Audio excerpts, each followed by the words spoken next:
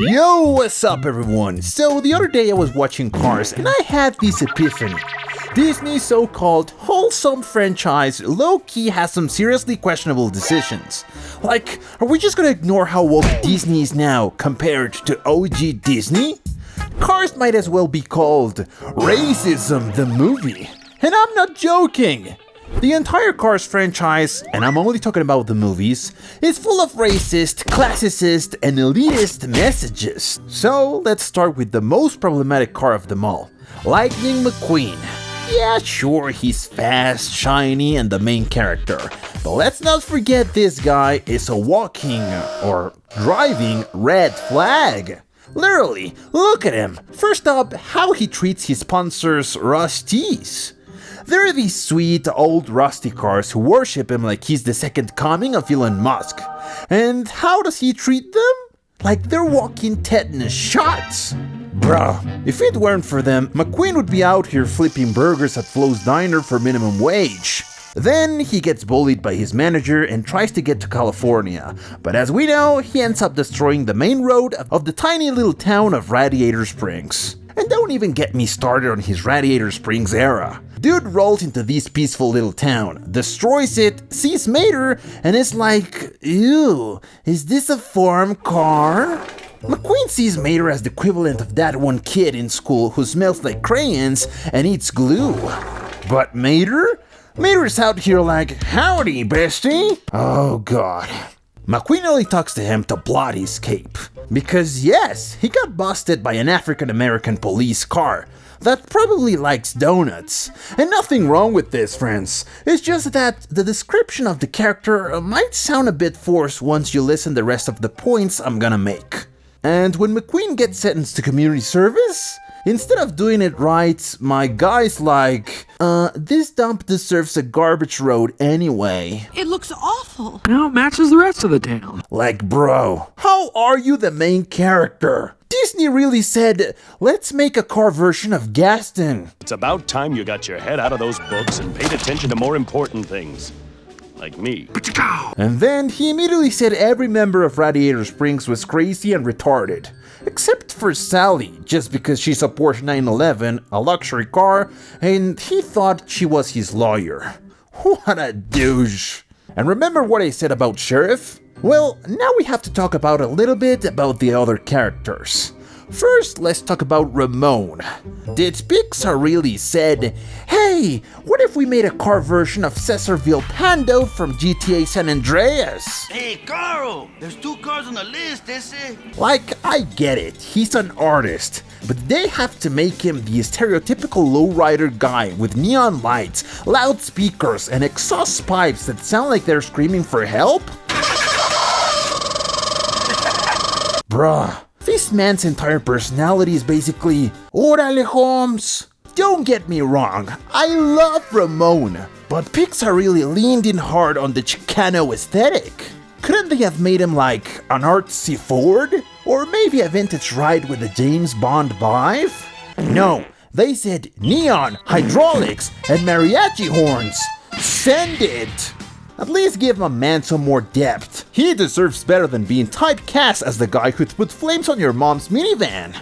And well, if you thought that was bad for my homie Ramone, wait for Luigi, man. So let's talk about Luigi. I mean, Luigi from Cars, of course. You know, the little yellow Fiat 500 with too much Italian energy? Listen, we love his passion, but let's be real. Luigi and Guido are walking, rolling stereotypes on wheels. Like, why do they have to speak in broken English and throw in a random Mamma Mia every 5 seconds? I swear, it's like Pixar watched one Mario Kart trailer and said, yep, that's Italian culture right there. And don't even get me started on Luigi's obsession with Ferrari. This dude is literally a walking fanboy. If Ferrari made merch, he'd buy out the entire store. If this were today, Luigi would definitely have a Twitter stan account for Ferrari. Username, vroom vroom for life. But here's the kicker, friends. In the Cars universe, Ferrari is alive. Which means Luigi's obsession is basically car simping. Imagine being that obsessed with someone famous, and they actually exist to judge you. kind of embarrassing, not gonna lie. Maybe touch some grass, or I guess asphalt? Oh, here we go, Luigi and Guido. Now, I love these two Italian icons, but let's not pretend their portrayal doesn't tiptoe into stereotype territory. Luigi's all mamma mia this, mamma mia that, and Guido barely says more than 3 words in the entire movie. Like, did Pixar really go, yeah, let's just make Guido the silent, hardworking immigrant trope and call it a day? Also, can we talk about how everyone low-key treats Guido like he's just Luigi's little helper? You know, like how Luigi is Mario's shadow? The guy is out here performing pit stop miracles, breaking world records for fastest tire changes, and he still doesn't get the respect he deserves. Meanwhile, Luigi just standing around yelling about Ferraris. Not cool, man. Not cool. And why Ferraris, Luigi? Oh right, it's because they're Italian, just like you. My guy's nationalism is showing. Like, what about American muscle cars, Japanese imports, German engineering? Luigi's out here shading all non-Italian brands like, you're cute or whatever, but you're not Ferrari level cute. And don't even get me started on how this makes Guido feel. Have you ever thought of that? Like, you think he's sitting there wondering, am I less cool because I wasn't made in Italy? Poor guy's just trying to vibe and toss tires, and now he's got an existential crisis because Luigi won't shut up about Ferraris. Well, eventually McQueen keeps being a douche with everyone as he was since the beginning of the movie, and eventually a rusty old crane becomes his best friend. So yeah, karma just hit hard on my boy McQueen. He learns the lesson, stops being so offensive, and the movie ends. Good, right? Well, fast forward to Cars 2. Enter Francesco Bernoulli, aka Euro Trash McShade. This Formula 1 diva spends the whole movie clowning on McQueen for being American. I mean, okay, but like, calm down, bro. You're just mad we have Chick-fil-A and you don't. And then there's Mater in Cars 2. Pixar really woke up and chose violence for this guy. Like, he's Tao Mater, not Jesse Pinkman. They sent him on an international trip looking like he just crawled out of a junkyard. No glow up, no fresh paint job like on the first movie, just straight up, let's embarrass this man on a global scale. Bruh, even his oil spill gets more screen time than his character development. And well, he becomes an agent, has some interesting encounters, and then we meet the Lemons. These poor cars were literally the underdogs of the Cars universe, but instead of getting a redemption arc, Pixar really said, let's make them the villains. Oh god. The Lemons are basically the disabled cars of this world. They've got faulty parts, constant breakdowns, and are treated like second-class citizens in the Cars hierarchy.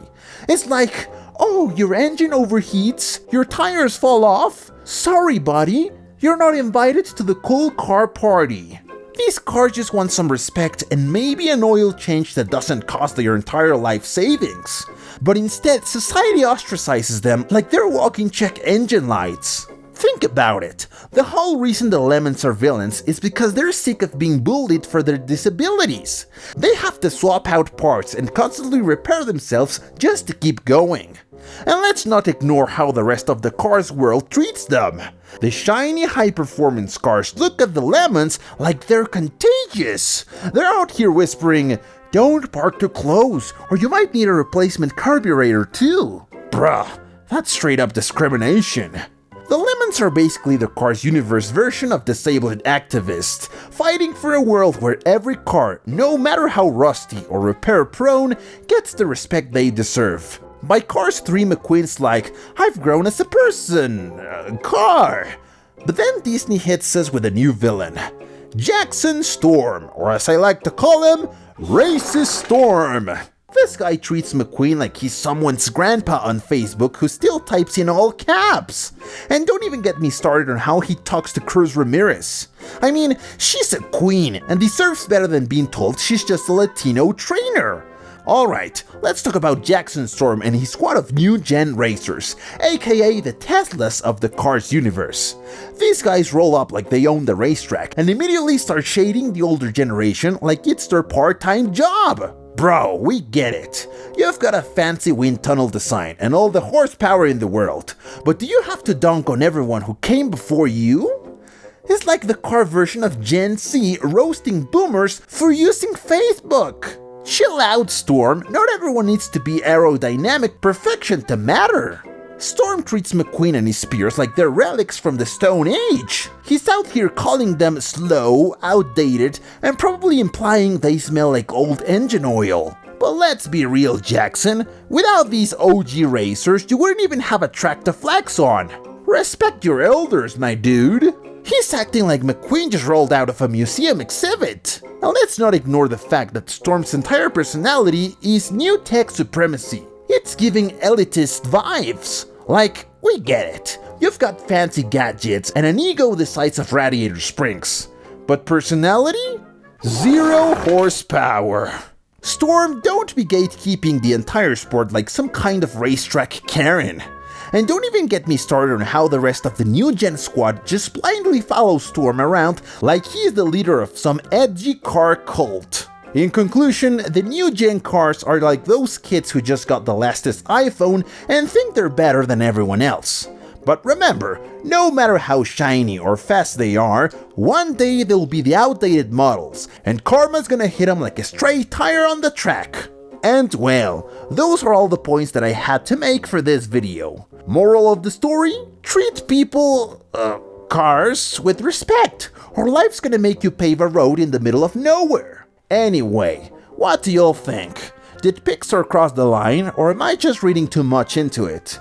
Drop your thoughts in the comments, smash that like button, and don't forget to subscribe for more hot takes. Hasta la próxima, Holmes, vato!